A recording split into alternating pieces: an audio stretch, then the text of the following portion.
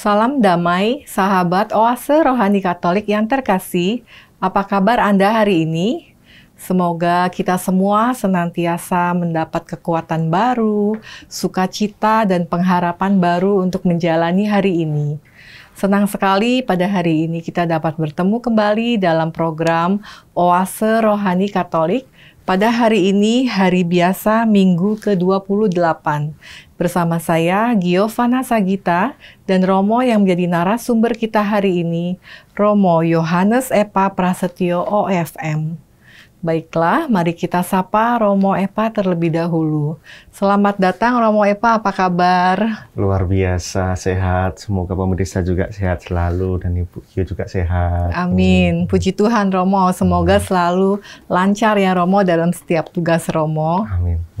Baiklah, sahabat Oase Rohani Katolik yang terkasih, sebelum kita mendengarkan sabda Tuhan hari ini, marilah kita siapkan hati.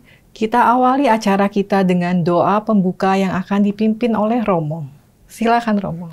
Marilah kita berdoa. Dalam nama Bapa dan Putra dan Roh Kudus. Amin. Amin.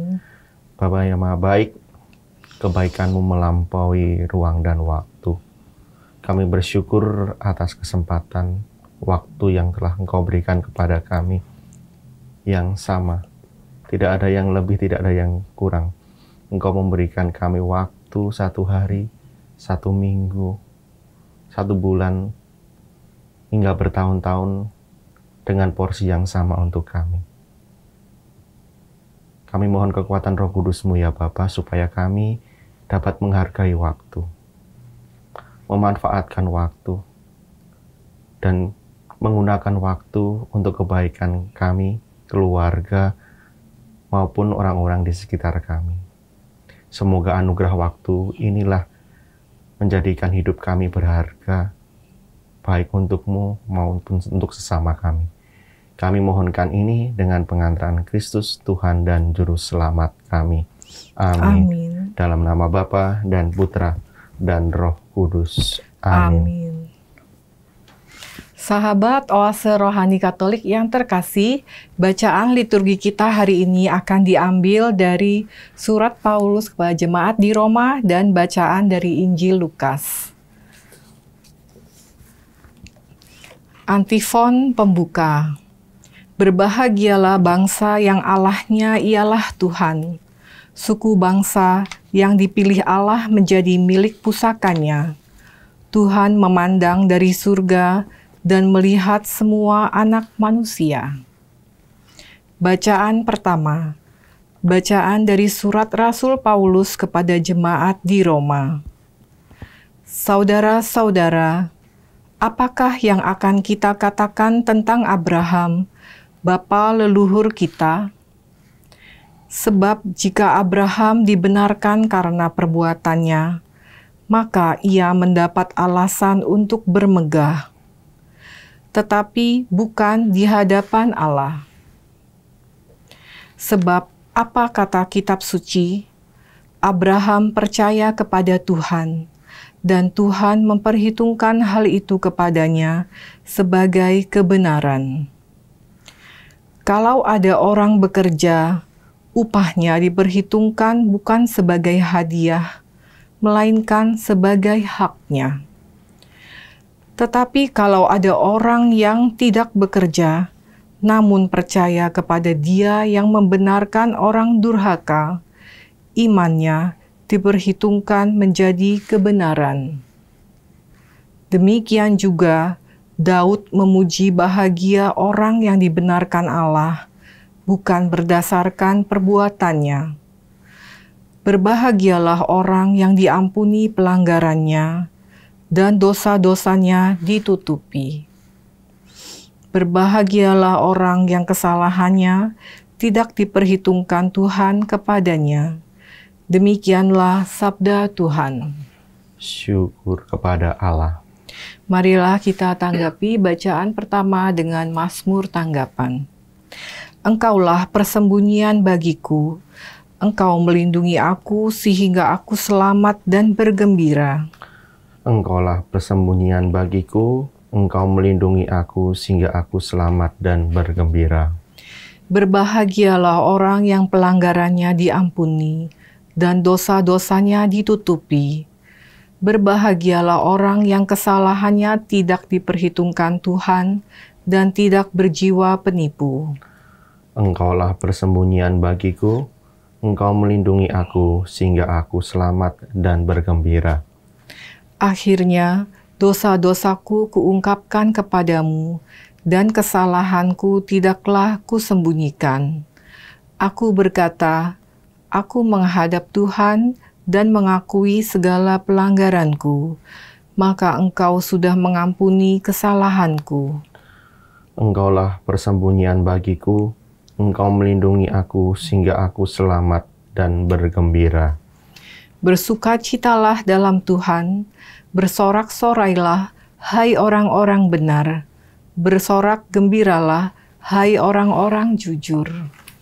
Engkaulah persembunyian bagiku, Engkau melindungi aku sehingga aku selamat dan bergembira.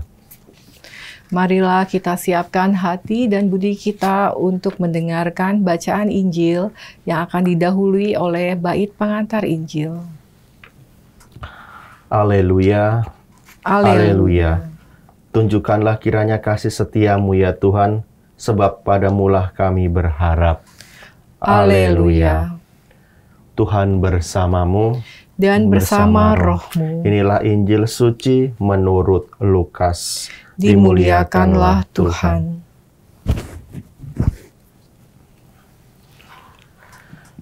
Sekali peristiwa, berkerumunlah beribu-ribu orang, sehingga mereka berdesak-desakan. Yesus lalu mulai mengajar pertama-tama kepada murid-muridnya, katanya, waspadalah terhadap ragi, yaitu kemunafikan kaum Farisi.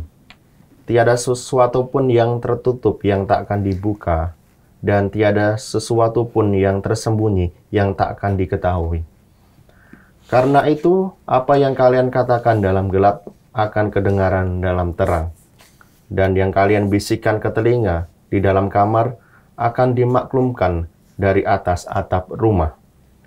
Aku berkata kepadamu, hai sahabat-sahabatku, janganlah kalian takut terhadap mereka yang dapat membunuh tubuh, tetapi kemudian tak dapat berbuat apa-apa lagi. Aku akan menunjukkan kepadamu siapakah yang harus kalian takuti. Takutilah dia yang setelah membunuh mempunyai kuasa untuk melemparkan orang ke dalam neraka. Sungguh aku berkata kepadamu, takutilah dia. Bukankah burung pipit dijual 5 ekor 2 duit?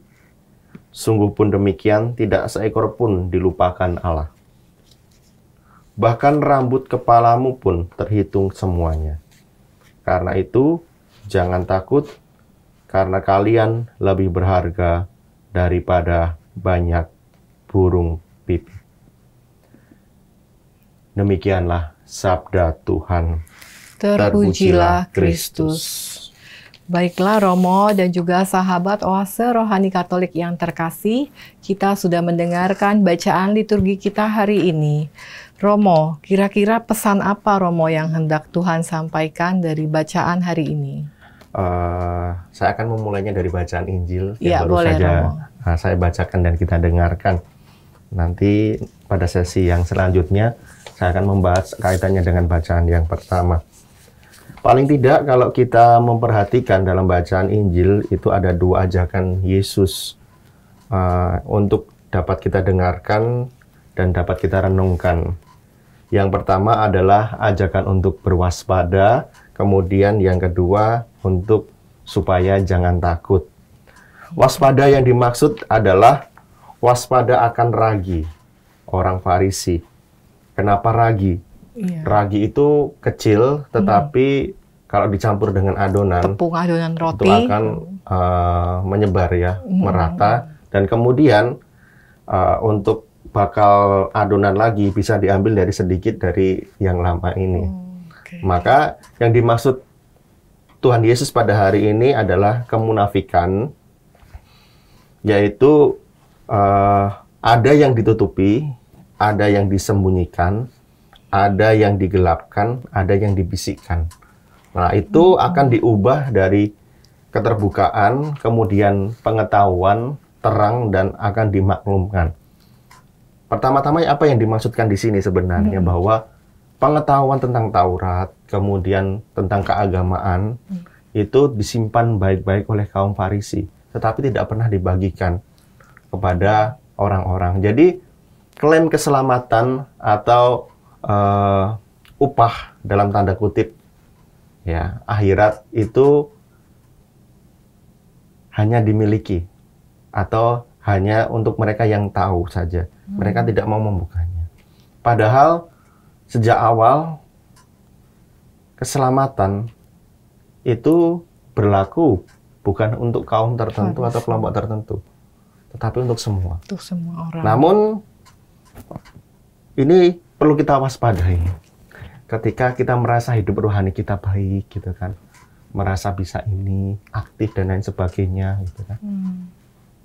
Baiknya kita juga mengajak orang lain juga. Bukan hanya sekedar ini, karena kita setelah tahu, setelah doa kita dikabulkan gitu kan. Kita ya sudahlah, nggak usah beritahu lah, nanti semakin banyak orang tahu dan lain sebagainya, saya nggak kebagian lagi gitu. Jadi kita harus waspada dengan ragi kaum Farisi. Mungkin kaum Farisi sudah tidak ada sekarang, tapi raginya itu masih sampai ada. Sekarang ya. Ragi itu masih ada. Jadi ragi itu. Bahkan sudah pernah sempat masuk dalam anekdot kami ya, dalam bercandaan. Salah satu singkatan dari OFM itu adalah dalam candaan kami ya, adalah orang Farisi modern. Farisi. Karena kami itu biasanya pakai jubah coklat, talinya panjang gitu kan, pakai rosario gede di sini, jalan gitu kan, kelihatan suci dan lain sebagainya. Sangat rohani ya Romo. Sangat terlihat. Nah sekarang memang sudah nggak nampak, tetapi nampak dalam perangai kita, sikap kita terhadap yang lain. Kita sama-sama orang Katolik, sama-sama pengikut Kristus, merasa wah hidup rohaniku baik dan lain sebagainya. Tuhan sejak awal sudah memberikan peringatan atau nasihat kepada kita, hati-hati dengan seperti ini. Gitu. Itu yang pertama. Kemudian yang kedua adalah ajakan atau nasihat untuk supaya jangan takut. Don't be afraid, kan? Jangan takut terhadap yang membunuh, yang bisa membunuh tubuh tetapi tidak dapat melenyapkan jiwa atau melemparkannya dalam neraka. Ini kebetulan atau tidak, tetapi jumlah frase jangan takut dalam kitab suci itu ada 365. Sehari satu ya Romo dalam setahun. Jadi ya luar biasanya kitab suci kita, jadi ada 365. Jadi waktu yang diberikan Tuhan itu juga ada waktu Tuhan untuk meneguhkan kita supaya kita tidak takut setiap hari, gitu kan. Tapi ya kadang-kadang karena kita kurang percaya atau ya sebenarnya rasa takut itu bukan absennya berani ya, atau maksudnya rasa takut itu kan selalu ada, tetapi bagaimana kita berpikir dan percaya itu kan. Sampai kapanpun rasa takut itu akan selalu ada, tetapi ya pada hari ini kita diteguhkan ya jangan takut sama yang dan katanya kan memang iblis paling mudah melemahkan manusia lewat pikiran dulu ya Romo ya, ketakutan, kecemasan. Yang padahal situasi normal biasa saja, tetapi karena itu kita menjadi lemah, jadi ya pikiran kita, mental kita, kemudian sampai ke perasaan kita menjadi tidak bisa dikendalikan seperti biasanya. Lalu dari dua nasihat Tuhan ini, dalam bagian terakhir ada yang menjadi jembatan antara bacaan Injil dan bacaan pertama, yang juga menjadi tema yang saya angkat, yaitu Tuhan berhitungan dalam tanda tanya ya. Bukan suatu statement Tuhan berhitungan. Tidak, tetapi Tuhan berhitungan tanda tanya. Karena mulai ada hitung-hitungan fisik, non-fisik, tubuh, dan jiwa, kemudian 5 ekor 2 duit, kemudian seekor pun tidak akan dilupakan, hitungan rambut kepala, dan lain sebagainya. Apakah Tuhan itu perhitungan? saking karena kita tidak bisa memahami, kadang istilah yang terlontar adalah Tuhan itu tidak perhitungan terhadap kita. Padahal kalau saya imani, Tuhan itu perhitungan. Namun perhitungannya itu melampaui apa yang kita imani, apa yang kita percaya, manusia. apa yang kita bayangkan. Iya. Karena perhitungan Tuhan itu melebihi. Bahkan yang tidak berharga di mata kita itu diperhitungkan oleh Tuhan. Kadang seperti ini ya, kadang ya. Ketika kita ke mall atau jalan-jalan itu kan dapat gratis gitu ya. Gitu kan. Yang gratis ini kadang gratisan lah. Jadi semacam nggak berharga. Iya. Padahal kalau itu sebenarnya diuangkan itu bisa jadi berharga. Atau ketika diberikan kepada orang yang membutuhkan sangat berharga. Nah, kadang kita hanya membayangkan atau menghitung-hitung sesuatu itu berguna atau tidak, menguntungkan bagi saya atau tidak. Nah, maka kesimpulan dari ajakan Tuhan untuk waspada dan jangan takut, maupun bagaimana tadi Allah melihat perhitungan manusia itu punya keterbatasan, dia punya hitungan tersendiri, maka kita dapat menyimpulkan bahwa ciptaan, khususnya manusia, itu sangat berharga. Saudara-saudariku yang terkasih, kalau boleh saya tanya ya, soal jual beli dan lain sebagainya, di dunia ini, yang sekarang yang menguntungkan dan yang gencar dijual belikan itu apa? Kalau boleh saya tanya. Dijual belikan. Yang value, yang berharga, yang sampai sembunyi-sembunyi dan lain sebagainya. Apa ya Romo ya? Apakah ini semacam produk-produk investasi yang nantinya bisa kasih jual hasil, keuntungan ya, bisa juga, besar? Bisa juga. Apa kira-kira? Jawabannya apakah narkoba? Narkoba, iya itu sesuatu yang dilarang sih ya Romo ya. Tapi ya omsetnya luar biasa. Apakah itu? Mungkin bisa juga ya? Romo. Iya, ternyata bukan. Yang menguntungkan dan secara ilegal sekarang masih ada adalah manusia. Manusia. Human trafficking. Sampai sekarang masih terjadi bahwa yang berharga di mata Allah tetapi dijual belikan secara murah oleh sesama manusia sendiri. Maka human trafficking itu adalah suatu jual beli yang menguntungkan. Perdagangan manusia. Perdagangan manusia. Sampai sekarang. Iya. Baik anggota tubuh, bagian tubuh maupun manusianya secara utuh. Iya. Nah, disinilah Tuhan mengajak kita semua. Seburuk apapun manusia secara fisik, kalau dihitung tubuh kita ini berharga. Satu ginjal saja miliaran. Apalagi yang lain. Sangat berharga. Maka kita diajak untuk waspada dan jangan takut. Dan sadarilah bahwa manusia masing-masing dari kita itu berharga dan sangat diperhitungkan oleh Tuhan. Maka itulah kita diajak untuk waspada dan jangan takut, dan kita sadari bahwa masing-masing dari kita adalah berharga. Gitu. Ya, terima kasih Romo untuk pembahasannya, inspirasi iman untuk kita semua dari bacaan Injil ya Romo ya.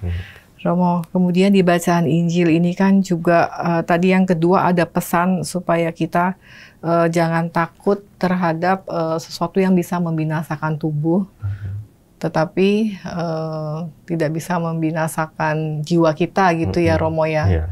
Nah itu apa pesannya Romo? Kadang kan kita seringkali ada khawatir atau ketakutan di saat penghakiman nanti, apakah kita cukup layak gitu Romo untuk masuk ke surga. Ya, oke, baik, terima kasih.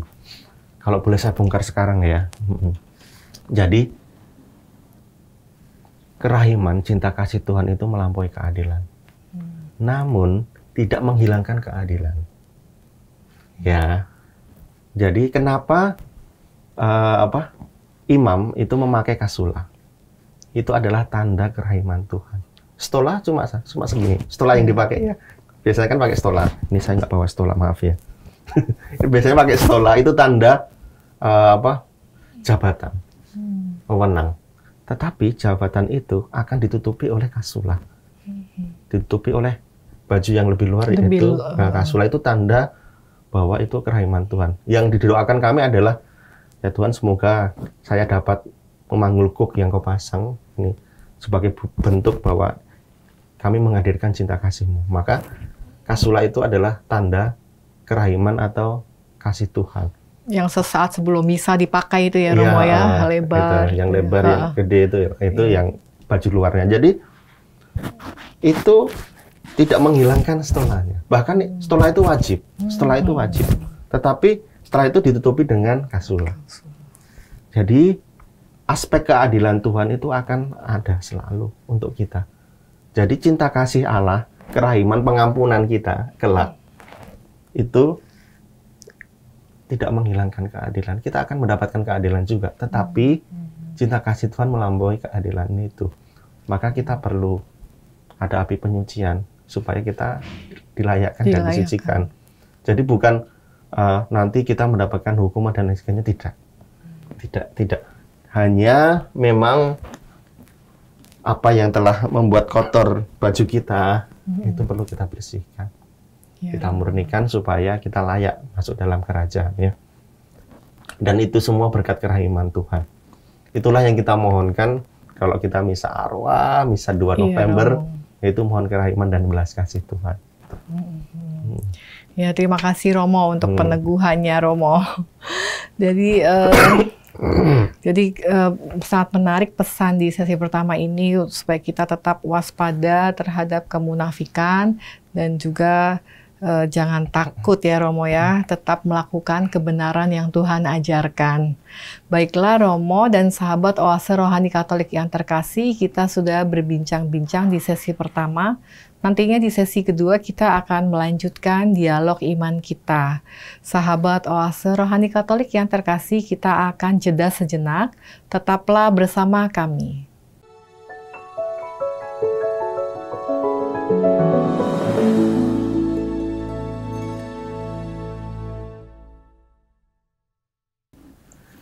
Sahabat Oase Rohani Katolik yang terkasih, marilah kita lanjutkan permenungan iman kita pada sesi kedua. Masih bersama Romo Yohanes Epa Prasetyo OFM dan saya Giovanna Sagita. Baiklah pemirsa, sebelum kita melanjutkan dialog iman kita, kembali kami menyampaikan informasi kepada para sahabat yang mungkin ingin memberikan saran, masukan, maupun sharing iman, dapat dikirimkan ke alamat email kami orkaj2021@gmail.com ataupun melalui nomor WhatsApp 0881 0251 33438. Nah, baik Romo, setelah tadi di sesi pertama kita sudah mendengarkan inspirasi iman dan pembahasan dari bacaan Injil. Di sesi kedua ini ada inspirasi iman apa Romo dari bacaan pertama? Baik, kalau waktu Injil tadi kita dalam bagian akhir berkaitan dengan hitung-hitungan, mari kita lanjutkan saja tentang perhitungan. Perhitungan, Romo. Kalau bicara tentang hitungan itu berkaitan dengan benar atau tidak benar jumlah. Misalnya 1 tambah 1 ya 2. Gitu. Tetapi saya pernah mendengarkan ya di Korea Utara ya, 1 ditambah 1 itu berapa? 1 besar. Oh. Ya, jadi 1 tambah 1 gitu kan, misalnya tetap 1 ya, tapi 1 tetes di air ditambah 1 tetes air lagi, air besar gitu. Iya. Ternyata itu juga perlu kita perhitungkan juga. Atau dalam ilmu keluarga atau sosiologi gitu kan, 1 tambah 1 berapa? 1 pasang tambah 1 pasang nikah tambah anak 2 misalnya.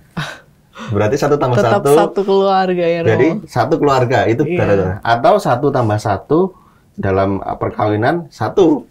Atau 1 tambah 1 dalam ilmu sosiologi 4 karena anaknya 2. Oh, iya. Atau dalam konteks pertandingan 1 tambah 1 tetap 1 karena harus ada 1 pemenang. Oh iya, Romo. Nah, hitungan-hitungan inilah yang sebenarnya dalam hidup itu kita dibatasi. Kadang kita terlena dengan hitungan matematis dan ekonomis. Maka termasuk ketika bicara tentang Allah Tritunggal, kita juga terjebak dengan iman yang matematis dan ekonomis ini. Walaupun kita juga ekonomi dalam arti teologi beda dengan ekonomi sekarang ya. Makanya ada istilah ekumene. Ya, jadi ya itulah. Kadang-kadang kita terjebak dengan hitungan yang matematis dan ekonomis, padahal hitungan banyak, ya. Pendekatan perhitungan banyak. Nah, maka berkaca dari pengalaman sehari-hari ini, maka dari bacaan pertama dari surat Rasul Paulus kepada jemaat di Roma, itu saya dapat merefleksikan hitungan Tuhan itu melampaui hitungan manusia, dan kadang atau seringkali manusia tidak mampu memahami, sehingga kesimpulannya Tuhan itu tidak berhitungan. Karena kita mengalami keterbatasan cara menghitung versi Tuhan. Atau termasuk yang seringkali kita dengarkan mengenai soal pekerja yang bekerja di kebun anggur. Nah, ada yang bekerja waktu pagi, siang, atau sore gitu kan. Nah, kita terjebak kan biasanya perhitungan itu kan. Padahal Tuhan melampaui perhitungan itu. Kita tidak bisa membayangkan bagaimana dia dicaci maki orang di pinggir jalan, pengangguran dan lain sebagainya. Dia sudah terpikirkan keluarga aku nanti makan apa dan lain sebagainya. Tidak pernah terpikirnya aku dapat 1 dinar 1 hari. Dia nggak adil, dia baru bekerja cuma setengah hari. Termasuk perhitungan seperti itu. Nah, maka dalam kaitannya dengan hitungan-hitungan seperti ini ditampilkan tokoh Abraham, dan lagi viral, lagi hangat-hangatnya, walaupun sudah nggak hangat lagi sih tentang film His Only Son. Ya, jadi cukup banyak dibicarain tuh Romo beberapa waktu lalu. Iya, jadi sebenarnya yang diperdebatkan bukan iman Abrahamnya, tetapi bagaimana sosok yang dikorbankan sebenarnya. Ya. Itu, tapi kita tidak membahas soal itu, tetapi bagaimana kepercayaan Abraham di film His Only Son. Mungkin Bugia sudah nonton ya? Iya, Romo. Iya. Terharu atau tidak? Iya, terharu. Kadang ada ikut gemes juga sih Romo ya. Bisa memahami juga orang-orang di sekeliling Abraham yang kadang nggak habis pikir ya. Ngelihat keputusan Abraham, ayo kita berangkat ke sana, atau kayaknya tuh kan memang Abraham langsung yang mendapat pesan dari Tuhan gitu ya Romo ya. Nah, bagaimana yang membuat saya menarik saat menonton ini adalah ketika perbincangannya dengan sosok yang sangat dekat dengan Abraham, yaitu Sarah ya. Sarah. Ketika Abraham dengan kekehnya, dengan imannya, dengan kepercayaannya menantikan janji Allah, orang yang selalu di sampingnya itu meragukan. Iya, Romo. Ya. Itu yang membuat saya dapat waktu itu ya. Iya. Bagaimana Sarah ketika sudah menginjak usia tertentu sudah mulai gitu kan, meragukan gitu kan. Mungkin kemudian juga ragunya karena Abraham juga mengatakannya Tuhan akan menjanjikan ahli waris dari dirinya, dari diri Abraham gitu kan. Jadi Sarah merasa kan diri kamu berarti bukannya aku gitu. Sampai detailnya tahu gitu. Maka disitulah ada keputusan Sarah memberikan hambanya Hagar. Padahal Abraham sudah tidak mau. Iya, Romo. Maunya sama Sarah dan akan ada dari Sarah. Dan momen puncaknya memang ketika Ishak yang dipanggil dan sempat ada candaan gitu kan, bilang ke kakekmu itu. Ternyata bukan kakeknya, itu ayahnya gitu kan. Karena ingin membuktikan bahwa ya sudah. Nah, dari sinilah saya bisa merefleksikan hitungan Tuhan itu sangat detail, menyeluruh semua, tak terbatas ruang dan waktu, semua aspek. Dan kadang baru dipahami itu waktu post factum. Jadi waktu setelah terjadi. Ya, semuanya sudah terjadi dan lain sebagainya, kita baru sadar, oh ternyata kalau pada saat itu tidak seperti ini. Iya. Jadi ya luar biasanya Tuhan itu menghitungnya sampai detail dan menyeluruh, tidak seperti kita. Mungkin hitung-hitungan kita ya apalah, paling hitungan apa yang menguntungkan, apa yang ku dapat, apa yang aku kehilangan apa gitu kan. Iya, Romo. Tetapi Tuhan sesuatu yang manusia biasa itu yang sesuatu yang masuk logika gitu ya Romo ya. Dan lingkupnya cuma paling kita. Dan Iya, iya. sentrisnya paling kalau nggak aku, keluargaku, gitu kan. Iya, iya. Atau nggak komunitasku, atau paling nggak gerejaku, atau agamaku. Iya, iya. Padahal hitungan Tuhan seperti itu. Misalnya ya, kalau kita berharap, aduh semoga perjalanan ini lancar. Tapi di sisi lain, Tuhan aku belum dapat pekerjaan ini pada hari ini. Aduh tolong dong ada satu yang ke bengkelku. Kita minta supaya perjalanan lancar, ada yang minta supaya bannya meletus atau bannya bocor gitu kan. Ternyata Tuhan punya rencana lain gitu. Kita dipertemukan dengan tukang ini, bengkel ini, dan kemungkinan mungkin ada relasi-relasi yang lain sehingga kita dapat berbagi rezeki pada yang belum mendapatkan rezeki hari itu. Walaupun kita mengharapkan lancar dalam perjalanan, tetapi kan hitungan Tuhan bukan sekedar mengabulkan permohonanku. Kadang saya ada yang bertanya pada saya, kenapa ya Romo ya? Waktu dulu saya doa ini langsung dikabulkan. Saya mencoba dengan doa yang sama, novena ini. Sekarang kok seakan-akan Tuhan diam gitu loh. Nah disinilah kita terjebak dalam bacaan itu lagi, pola pikir Farisi juga bahwa ya siapa sih lo gitu kan, siapa sih kamu gitu kan, ngatur-ngatur Tuhan supaya cepat ngabulkan itu kan. Iya, Romo. Kadang kita gregetan, Tuhan tolong dong kabulkan itu.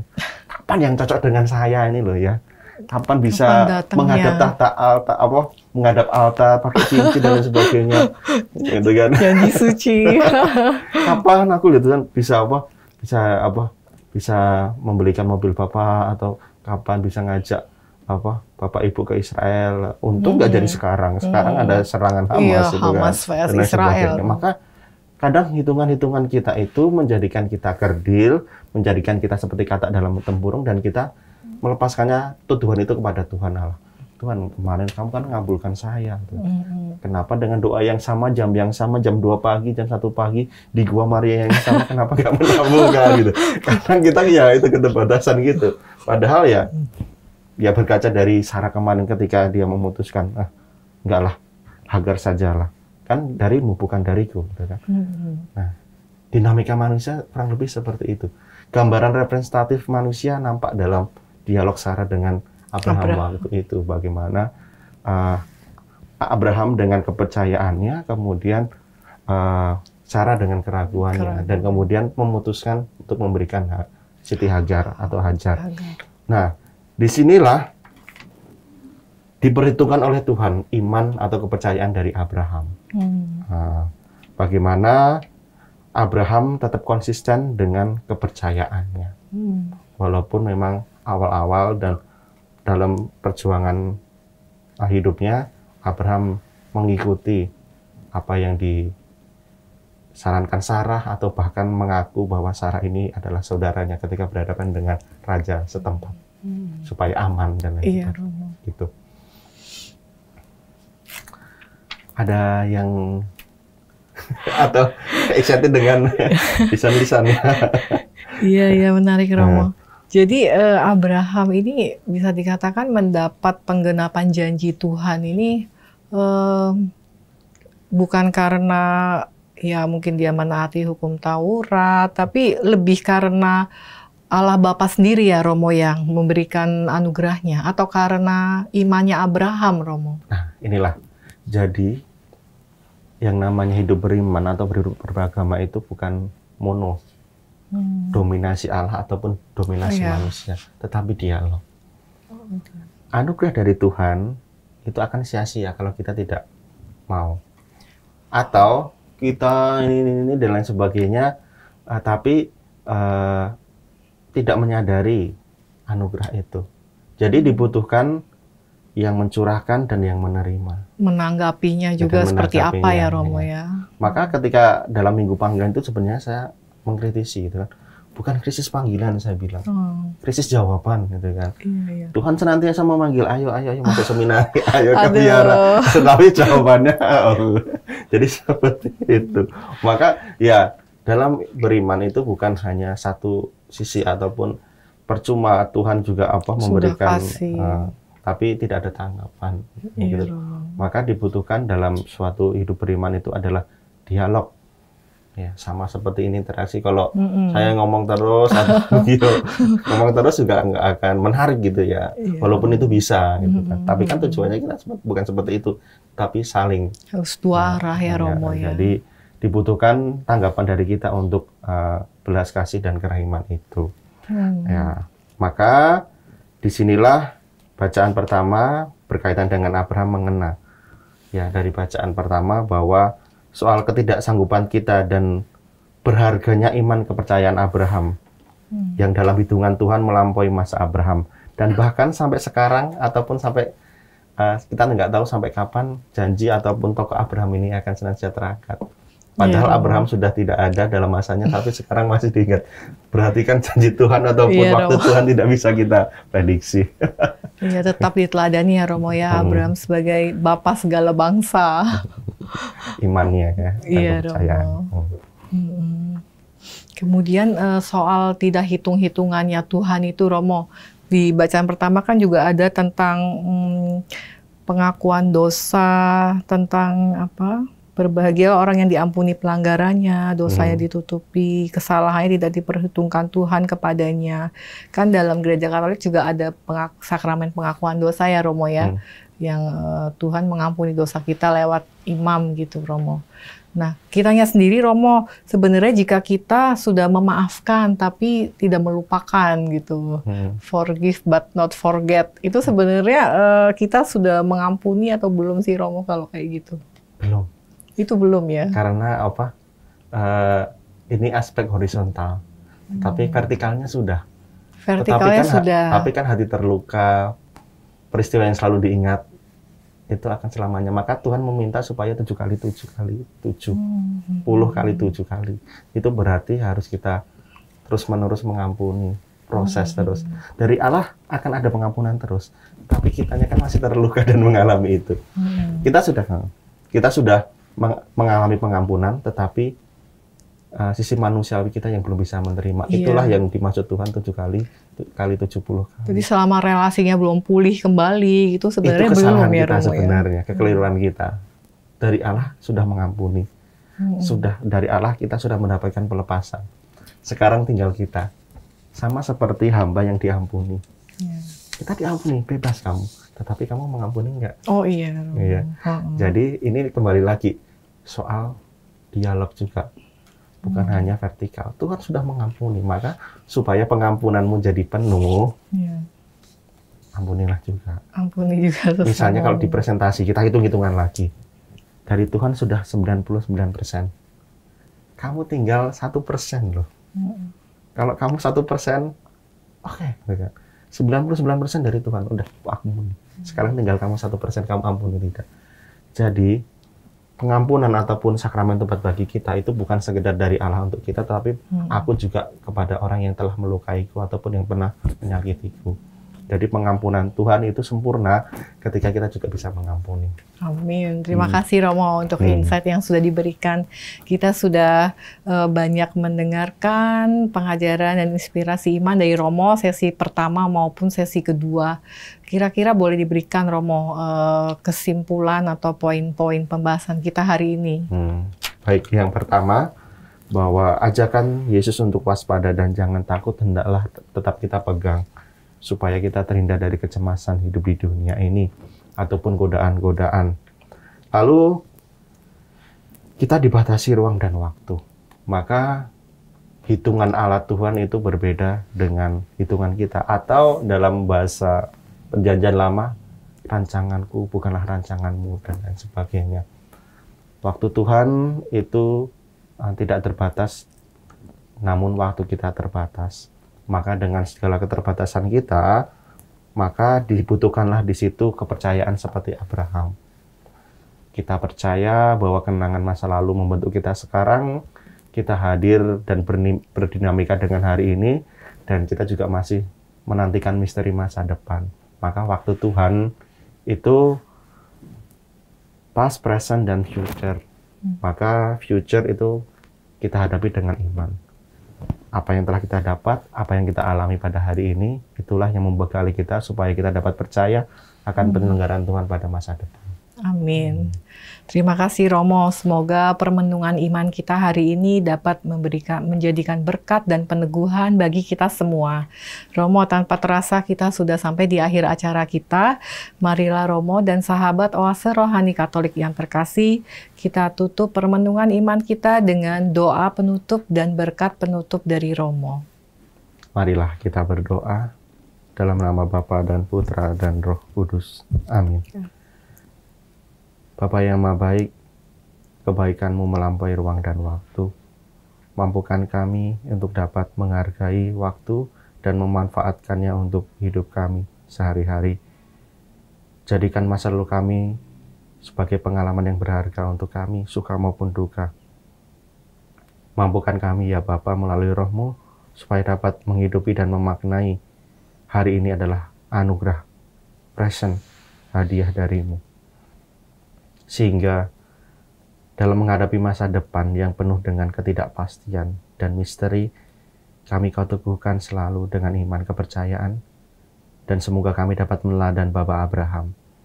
Ketika ada ketidakpastian, keraguan, ataupun cobaan, bahkan tantangan dari-Mu, kami pun dapat menghadapinya dengan hati teguh dan kepercayaan yang benar. Semua ini kami mohonkan kepadamu dengan pengantaran Tuhan kami Yesus Kristus, Juru Selamat kami kini dan sepanjang masa. Amin. Tuhan bersamamu dan bersama roh-Mu. Semoga Allah yang Maha Kuasa memberkati saudara-saudari sekalian, hidup, karya, utusan, studi kita, orang-orang yang kita doakan, orang-orang yang kita kasihi, pun pula saudara-saudari yang memusuhi maupun yang membenci kita, serta seluruh alam ciptaan ini, Bapa dan Putra dan Roh Kudus. Amin. Terima kasih Romo sudah berkenan hadir untuk kita semua. Sahabat Oase Rohani Katolik yang terkasih, kita akan jumpa kembali di program Oase Rohani Katolik edisi berikutnya. Kami ucapkan selamat melanjutkan aktivitas Anda. Tuhan memberkati.